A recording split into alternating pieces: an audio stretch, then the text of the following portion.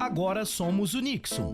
Vem ser com a gente. Olá, o Tá na Rede de hoje traz uma breve análise das perspectivas de 2030, o ano de 2030, baseado no livro de Mauro Gillen. Depois da vinheta você vai entender essa viagem que nós vamos fazer.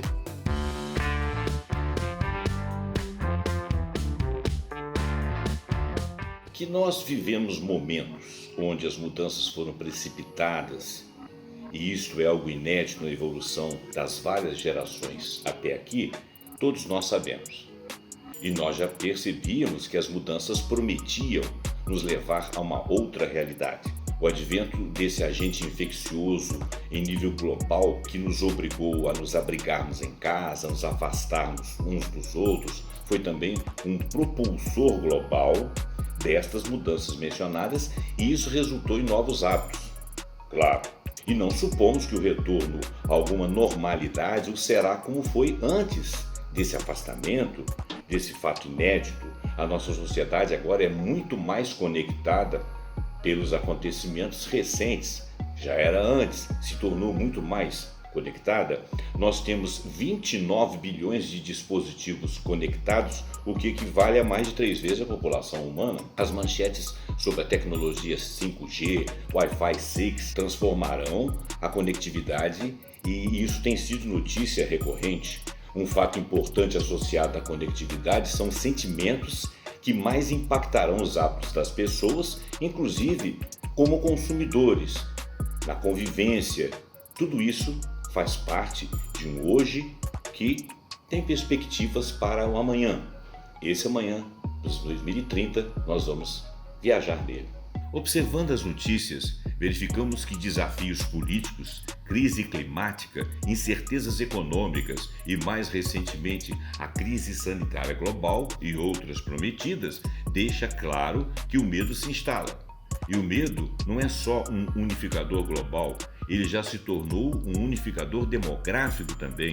Só para exemplificar, uma pesquisa sobre o clima conduzida pela World Global Style Network em 2019 revelou que 90% dos entrevistados do mundo todo disse se sentir inseguro sobre o futuro quando pensam na crise climática. Em muitas regiões, o índice de qualidade do ar é parte do dia a dia como referência noticiosa. A volatilidade financeira vem afetando o mundo desde a crise econômica global de 2008. Apesar de alguns países registrarem crescimento, em 2019 o medo relacionado a questões financeiras aumentou muito. Essa incerteza vem sendo abastecida por índices significativos de insegurança econômica e desemprego, inclusive impulsionados pela atual crise sanitária. As pessoas temem ter dívidas, e relativo aos cuidados da saúde, alguns países que não têm saúde pública mantida pelo Estado ou que as têm em regime precário temem se endividar para manter seu padrão de saúde e a saúde de sua família. O contágio emocional aumenta com o aumento das redes sociais e dos serviços de streaming, os mesmos avanços tecnológicos que garantem à sociedade níveis recordes de comodidade, tais como, por exemplo, entrega de comida em 24 horas por dia, pedidos online, ou mesmo a produtividade com equipes de trabalho integradas mundialmente, com salas flexíveis, vem criando uma sociedade conectada, mas desincronizada. Por quê? As pessoas continuam a fazer as mesmas coisas, mas elas não fazem nas mesmas horas. As coisas mudaram. O ritmo individual de cada um é diferente, tem sido variado. A desincronização vem afetando as comunidades e causando a falta de interação consistente entre as pessoas. E por tudo isso a resiliência vem se tornando uma prioridade e até virou uma palavra de moda. Quando não, o otimismo passa a ser uma postura radical. Somos otimistas? O que vai acontecer? O que está acontecendo? Mas, cuidado, a positividade desenfreada, aquela coisa da superação, que vamos em frente é assim mesmo, nos torna cego.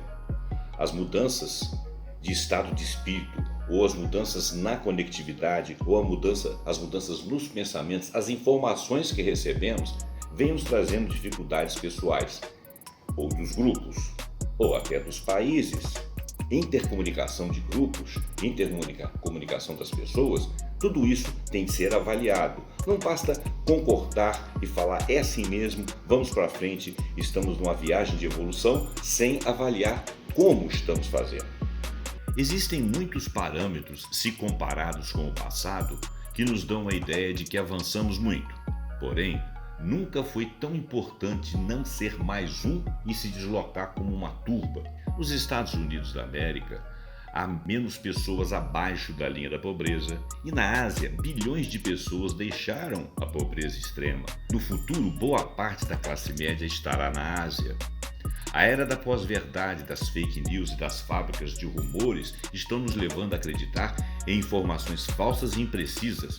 A sociedade está mais polarizada em suas opiniões, gerando a ascensão do catastrofismo. A ênfase continua em tudo que há de errado e ruim, mas Gillen avalia muitos temas que decorrem do passado e dos dias de hoje para garantir que as maiores tendências de hoje vão colidir no futuro e mudar ou remodelar as coisas. Ele começa falando da demografia. As mudanças mais notáveis ocorrerão na África, que terá 450 milhões de novos cidadãos até lá. Isso não significará uma crise. A densidade populacional da África está muito abaixo da Índia e da China. Também o boom populacional da África criará grandes oportunidades em termos de utilização de 500 milhões de acres de terra não utilizada, mas bastante férteis. Isto terá eventuais efeitos residuais, aumento na indústria doméstica, com vendas e serviços de suprimento para fazendeiros, processamento de alimentos, entre outras coisas, e exportações de alimentos. A explosão da população jovem ajudará a sustentar uma cultura de inovação e adaptação tecnológica. O continente africano vem se adaptando a conceitos de ponta e se adaptando a tecnologias. Em contraste, as nações ocidentais e o leste asiático estão enfrentando uma inversão histórica na proporção de idosos para jovens. A taxa de fertilidade nesses países desenvolvidos tem caído abaixo do nível da reposição da população há já algumas décadas. Haverá 350 milhões a mais de pessoas com mais de 60 anos do que da geração do milênio até 2030. Isso criará uma crise em termos de sustentação da força de trabalho e do dinheiro da pensão que ela produz. E os países, em sua maioria, têm dificuldade de aceitar imigrantes como força de trabalho. Mas veja bem, os mais velhos, os chamados idosos, mais de 60 anos, eles também vão moldar o mundo. Os idosos de hoje e de um futuro próximo passaram seus anos de trabalho na economia do boom, do pós-guerra, numa sociedade com sindicalização muito maior, regras de segurança social, um custo de vida um pouco mais acessível, em alguns momentos, em alguns países até muito em conta, o estado do bem-estar social, muita tecnologia, muito avanço, muita conectividade que foi se desenvolvendo, muito conhecimento chegando até nós. Como resultado, os idosos de hoje são mais ricos, têm mais conhecimento, são mais inteirados do que antes na história. Assim, eles têm uma capacidade inspiradora de moldar os mercados. Ironicamente, até agora os idosos têm sido negligenciados pelo marketing no desenvolvimento de produtos. Tem sido, mas já se abre uma janela, uma perspectiva de visualização dessas faixas etárias. No trabalho, ainda, os idosos têm sido frequentemente subestimados. Idosos prometem estabilidade no ambiente pela sua própria estabilidade pessoal e conhecimento e também experiência. Como consumidores, os idosos têm necessidades e preferências únicas, além de acumular renda disponível para toda a vida. Outro grupo demográfico explorado em 2030 são as mulheres. Felizmente, ele informa que as mulheres estão fazendo avanços incríveis. Talvez o mais surpreendente seja esta projeção: 55% da riqueza será propriedade das mulheres em 2030. Gillen também explora tendências em urbanização, tecnologias, o compartilhamento, a economia de trabalhadores autônomos, a automação, entre muitos outros tópicos. Segundo Gillen, existe a ideia de que a China será a número 1 no mundo todo, em tudo. E talvez haja uma certa verdade nesta afirmação.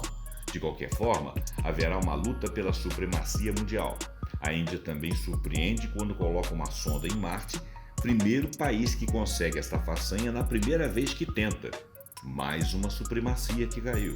E como já falamos, da geração de mais de 60 anos, haverá mais avós que netos. Sim, esta parece ser fortemente uma tendência. Os mercados da classe média da Ásia serão maiores que dos Estados Unidos e da Europa juntos, e esta classe média ganhará tanto ou mais do que as classes médias do Ocidente. Sobre as mulheres, faltou dizer que elas ganharão salários maiores que os homens e teremos mais robôs que trabalhadores na indústria do que homens ou mulheres. Dá para fazer uma projeção com os ganhos de qualidade, de vida e ao longo da vida, que haverá muitos idosos de 80 e 90 anos, inclusos socialmente, assistidos e atuantes. E essa é uma tendência que se majora com o conhecimento. Em 2030, o número de pessoas que passarão fome cairá vertiginosamente para 200 milhões de pessoas, enquanto os patamares de hoje são 810 milhões de pessoas, e que esses patamares são bem menores do que eram há 30 ou 40 anos atrás. O ano de 2030 não é um ponto remoto, ele está logo ali. Precisamos nos preparar para as oportunidades e os desafios que virão com ele, e não serão crendo nas dificuldades aventadas agora pela desinformação, nem será sendo uma mera peça impensante do sistema ou preso em bolhas alimentadas por fake news ou por desinformações. Ou alimentamos a aurora que está por vir, ou seremos engolidos pela realidade, à maneira da esfinge de Tebas que diz: decifra-me ou te devoro. Esse raciocínio, ou melhor, essa reflexão deste livro e também minha pessoal pelas minhas leituras, até por eu gostar desses temas, fica aí para você. Se você gostar, comenta, compartilhe esse vídeo, passa para outras pessoas, deixe o seu comentário, faz uma proposição, quem sabe você não tem outras ideias. Essa sociedade que evolui até 2030 como um marco em que nós estamos pensando, inclusive em termos de meio ambiente. Que sociedade é essa? Vamos decifrar esse enigma. O Tá na Rede fica por aqui. Se você gostou, você curte, você compartilha, fala com seus amigos, deixa seus comentários, acompanha a gente no TMTV e no vaiali.com e até o próximo Tá na Rede.